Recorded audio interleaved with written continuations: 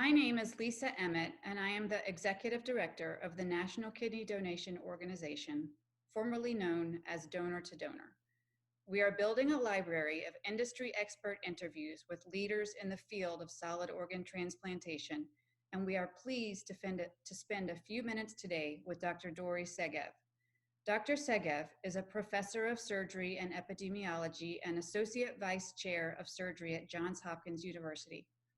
He is the founder and director of the Epidemiology Research Group in Organ Transplantation, the largest and most prolific transplant research group in the world.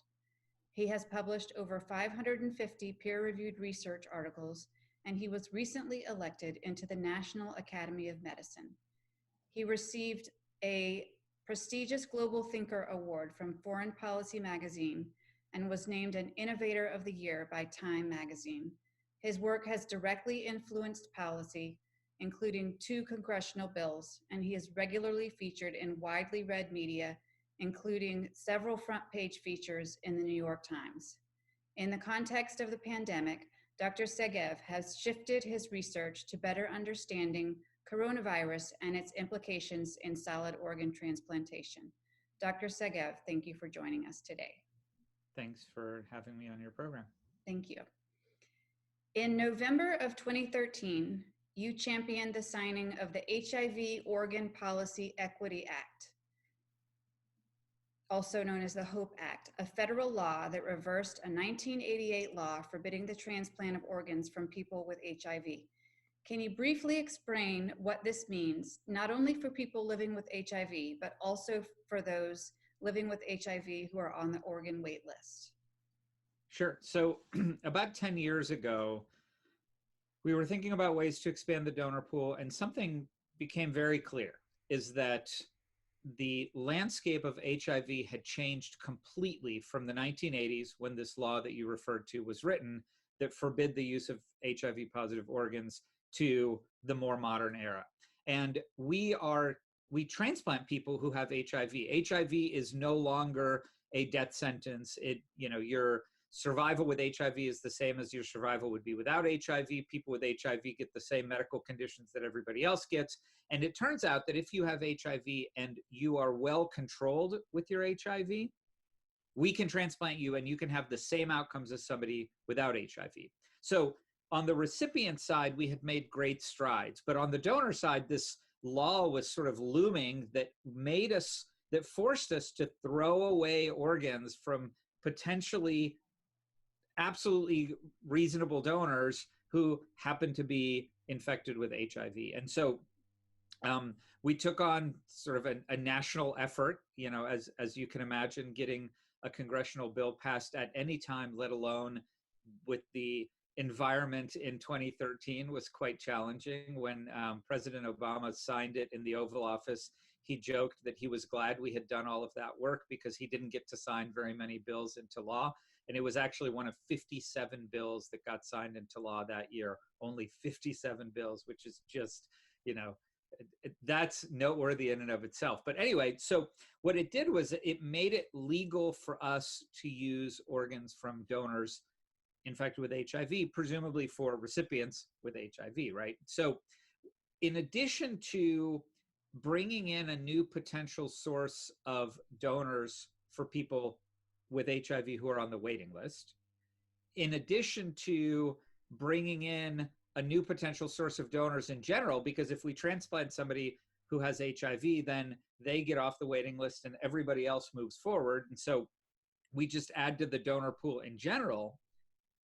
It actually had an impact even bigger than that, which was that every single one of the 1 million+ people living in the United States with HIV could now sign their donor card, where before they couldn't. And so in terms of the stigma associated with this disease, this really did an amazing job of reducing that stigma. In addition to deceased donation, we are also, according to the HOPE Act, allowed to let people living with HIV become living donors as well. So that opened up another really exciting area. And that segues right into my next question. In March of 2019, you were the surgeon for the first donor living with HIV in this country to donate her kidney to another individual living with HIV. Can you briefly explain the background on what led you to become involved in this milestone and what it represents for the future of transplants? Yeah, so, the first step was to use organs from deceased donors who had HIV into HIV positive recipients to make sure that there was a sense of safety about this, that we weren't seeing overwhelming super infection from the donor's HIV into the recipient or other major problems. Once we did this enough times that we felt quite comfortable with it, we said, well, there's no reason that from that standpoint that we shouldn't allow a living donor to donate. Now, from the kidney standpoint, there were a couple of things that we wanted to consider, and this is why it took us some time from 2013 when the law was changed to 2019 when we did this. One is that historically, living with HIV was associated with higher risk of kidney disease. The reason that that was the case is that HIV was associated with this thing called HIVAN, HIV-associated nephropathy, which is that the HIV itself, if not well controlled, would impact the kidney function and would harm the kidney. So you would get chronic injury to the kidney. And then the second thing was that the medications that people with HIV were taking were nephrotoxic. They were toxic to the kidney. So in the olden days, sort of in the earlier experience with HIV, having HIV meant that you were also at higher risk of getting kidney disease. We did a study of 40,000 plus people with HIV to look at the use of antiretroviral therapy and kidney disease and other characteristics of the individual. And we were able to show that in certain people who met certain criteria, their risk of getting kidney disease as somebody who's HIV positive was barely any higher than the risk of somebody who was not HIV positive. And so we were able to identify a set of characteristics where for that person, it would be safe enough for them to donate a kidney. So it would be just as safe as it would be for other people to donate kidneys, and we would feel comfortable letting that person donate a kidney. We got word out that we were doing this, that we had a protocol going, and we got a call from Nina Martinez. I'm using her name because it was all over the media. Nina was exceptionally interested in this. Nina had spent her life living with HIV. Nina also trained in epidemiology, worked for the CDC, was very familiar with HIV epidemiology. And one of her life goals was to show that living with HIV not only is no longer a death sentence today, but is a condition where you can actually save somebody else's life by donating an organ. And so she was able to become the first person to do this, and was very excited to be able to do that, because one of the things she had really wanted to do was to show that you can live with HIV and still save other people's lives, still make huge productive contributions. I'm very glad that she was not shy about sharing her story, because it did reduce the stigma of HIV and the fact that someone living with HIV can now be seen to save another person's life. It was great. You guys got great media coverage on that. Thank you. So I'm very grateful that Nina was so willing to share her story with the public, because I think it did a great job with reducing the stigma of having HIV and how living with HIV does not prevent you from not only living a normal life, but also saving another life. Yeah, Nina's really, really an inspiring person and was the ideal person to be sort of the first for something like this. And she's a great speaker. I've enjoyed hearing her interviews like on NPR and things like that. And I know that she did a lot to not only inspire the community of people living with HIV, but as well our team, who had invested a lot of time in building this protocol. And we're so happy to see somebody come forward. So segueing to the next question, can you briefly explain how paired kidney exchange works? And do you foresee a time where HIV positive donors will be involved in paired kidney exchange with other HIV positive recipients? Okay, great. Yeah, so that's a great question. So let's sort of talk about paired kidney exchange in general terms. Let's say I wanted to donate a kidney to my brother, but I was the wrong blood type. and somebody else in California wanted to donate a kidney to her sister, but she's the wrong blood type, but she's compatible with my brother and I'm compatible with her sister, then we arrange an exchange. It doesn't have to be in the same city. It doesn't have to be in the same hospital. We can take my kidney out, put it on an airplane, send it to California, take her kidney out, put it on an airplane, send it to Baltimore, and then 2 compatible transplants result. Now, we can extend this to 3-way exchanges, 4-way exchanges. We can extend this by allowing chains to be initiated by non-directed donors, so people who don't have an intended recipient. So let's say you are a non-directed donor, you give to my brother, then I give to that person's sister, then she gives to the next person, et cetera. And those chains we can really extend for quite a long period of time. Ultimately, those chains end up donating back to the waiting list. So there are all sorts of different ways to organize these exchanges. One of the things people are using today, so traditionally, we started them to address blood type incompatibility and HLA incompatibility, but we're expanding this concept to address all sorts of medical incompatibilities. So for example, if we have somebody who's 65 years old, who's donating to a 20-year-old, that's an age incompatibility, as one might call it. And if we put them into a kidney exchange, they may be able to help a different couple with an HLA incompatibility, and that couple may be able to get them a younger donor. And so even if you are quote unquote compatible, there can be other ways we can improve the match between the donor and the recipient by using a kidney exchange. And the fact that this has grown to be a national kind of effort means that we can really look for nuances in what makes somebody a better donor for somebody else. And we can really ultimately kind of uncouple the donor and recipient pairing and then put together just a system where the best donors for the best recipients end up getting exchanged and everybody's outcomes improve. Now, is HIV going to ever enter something like kidney exchanges? I think the answer is quite likely. Right now, there are not very many HIV positive living donors out there, but that's because it's a relatively new medical endeavor. I think as more people with HIV realize that they're healthy enough to be donors and that they have people in their social networks who need kidneys and that they can donate to them, then we will start to see more incompatibilities. As we start to see more incompatibilities, then kidney exchange will make it possible for us to address all of those incompatibilities. Obviously, we are nowhere near a medical scenario where we would put an organ from somebody with HIV into somebody without HIV because we don't have a treatment for HIV.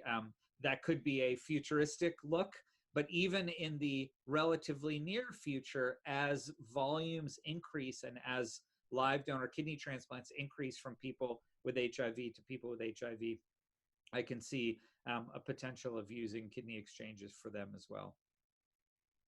Phenomenal. Thank you. Our first expert interview in June 2020 with Dr. Robert Montgomery of NYU Langone focused primarily on the impact of COVID on the transplant community. At the time of that interview, statistics for transplant recipients were grim, with mortality from COVID in the range of 28 to 30%. Do you know if outcomes for transplant recipients have changed since then as the medical world has learned more about how to treat the virus? And how do you see a pandemic such as this changing the landscape of transplantation? So one of the things we've learned, and it's a very important one, is how to care for patients with COVID-19, the disease caused by SARS-CoV-2. And if you look early on in mortality, mortality was actually very, very high, not just for transplant patients, but for anybody with COVID-19 coming to the hospital. We've learned a lot of lessons about how to care for people in the ICU, what medications to give them, when to intubate them, et cetera, to where in general, mortality has improved quite dramatically. So what they were seeing early on in New York is, on the transplant side, is basically reflective of what they were seeing early on in New York in the context of the entire pandemic. What we are seeing now on the transplant side is consistent with what everybody is seeing on the side of the pandemic, which is care is getting better. the more recent reports of transplant patient survival in people who get COVID-19, where mortality early on was in the 20 to 30% range, mortality now is in about the 5% range. You know, we just wrote a review of the Hopkins experience, and our mortality in our transplant patients is less than 5% so far, which is great, and which reflects the evolution of our ability to treat not only transplant patients, but all patients with COVID-19. And in fact, more recent literature that has compared transplant patients with non-transplant patients has actually shown that transplant patients have similar outcomes to non-transplant patients, even despite having potentially more comorbidities, being immunosuppressed and things like that. So I think that's all very good news for transplant patients and very good news in general. I would say still on this day, whatever day of September it is that we're talking, I would say that transplant patients need to be very, very careful out there, because remember, there are two things to consider with the pandemic. One is disease acquisition, for which transplant patients have a much higher risk because they are immunosuppressed. So they have less of an immune system. They have a higher risk of acquiring the virus. The second is, the disease itself, right? So the disease process. I think if you get the virus as a transplant patient, your outcomes are going to be similar to non-transplant patients, but your risk is still higher of getting that virus. And so I would still caution all transplant patients out there, be as absolutely careful as you possibly can. Obviously wear masks, obviously avoid crowded indoor situations, really stay isolated as much as you possibly can. And one really, really good piece of advice that's come from our transplant group, which I thought was perfect advice, is whatever is changing in the community, let's say they just reopened indoor dining. Don't do that for like 2 or 3 months until you let the rest of society go through that natural experiment. If it doesn't cause a giant rise in COVID, then that's fine. You can follow along 2 to 3 months later, but don't be an early adopter of anything. So I think that's one thing that we're learning. Another thing that we're learning is that there was a major impact in transplant volumes in the United States early on, across the country, not just in areas that had a very high incidence of the virus, but really in areas across the spectrum of early COVID exposure. A lot of transplant programs got shut down. A lot of transplant programs got reduced. This lasted about 2 months. As we started to learn, people started to open up their programs. We started to develop data-driven ways to know when it's worth it to transplant somebody, when it's not worth it to take that risk, et cetera. And then as treatment got better and as our understanding of how the virus spreads got better, and as hospital resources improved and things like that, transplant volume actually recovered quite well. We're not quite back to 100% living donor kidney transplant volume, but across the country, we're actually back to 100% deceased donor kidney transplant volume. And you're not seeing, in areas that have a surge, you're not seeing the drop in transplant activity that you saw early on in places like New York, because back then we really had no idea what was going on. Now we have a much better handle of what's happening.